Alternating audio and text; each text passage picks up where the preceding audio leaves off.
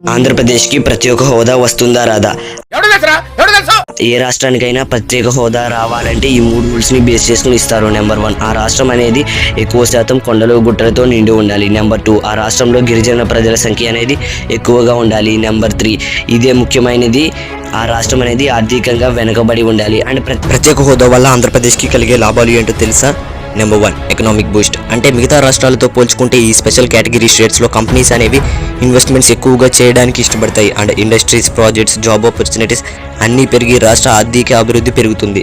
Number 2, tax benefits. ఈ special కేటగిరీలు స్టేట్స్లో ఇన్వెస్ట్ చేసిన కంపెనీలకి ట్యాక్స్ ఇన్సెంటివ్స్ ఉంటాయి. అండ్ కొన్ని కంపెనీలకి అయితే 5 లేదా 10 సంవత్సరాల పాటు ట్యాక్స్ కట్టించుకోరు. దీనివల్ల పెట్టుబడులు పెరుగుతాయి, బిజినెస్ ఇన్వెస్ట్మెంట్స్ అనేవి పెరుగుతాయి, జాబ్ అవకాశాలు పెరుగుతాయి. దానితో రాష్ట్రంలో నిరుద్యోగ సంఖ్య తగ్గుతుంది. Number 3, infrastructure development. మిగతా రాష్ట్రాలతో పోల్చుకుంటే ఈ స్పెషల్ కేటగిరీ స్టేట్స్కి roads, airports and ship ports నిర్మించడానికి సెంట్రల్ గవర్నమెంట్స్ నుంచి ఎక్కువ ఫండ్స్ వస్తాయి. Number 4, priority in national projects.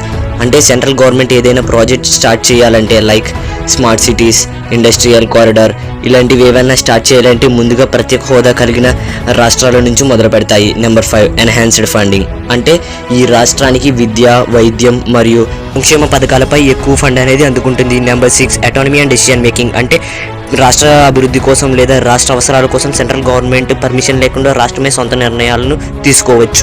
Number 7, tourism and cultural development. అంటే ప్రత్యేక హోదా కలిగిన రాష్ట్రం అనేది ఆ రాష్ట్రం యొక్క టూరిజంని, సాంప్రదాయాలను ప్రమోట్ చేసుకునేందుకు సెంట్రల్ గవర్నమెంట్ నుంచి ఫండ్ అనేది వస్తుంది. Number 8, agricultural development. అంటే వ్యవసాయానికి సంక్షేమ పథకాలు, వ్యవసాయ అభివృద్ధి అండ్ పంటలకు ఇరిగేషన్ ప్రాజెక్ట్స్ పై మరింత ఫండ్ అనేది సెంట్రల్ గవర్నమెంట్ నుంచి వస్తుంది. Number 9, education and research. అంటే రాష్ట్రంలో యూనివర్సిటీస్ లేదా రీసెర్చ్ సెంటర్స్కు సెంట్రల్ గవర్నమెంట్ నుంచి ఎక్కువగా ఫండ్స్ అనేవి వస్తాయి.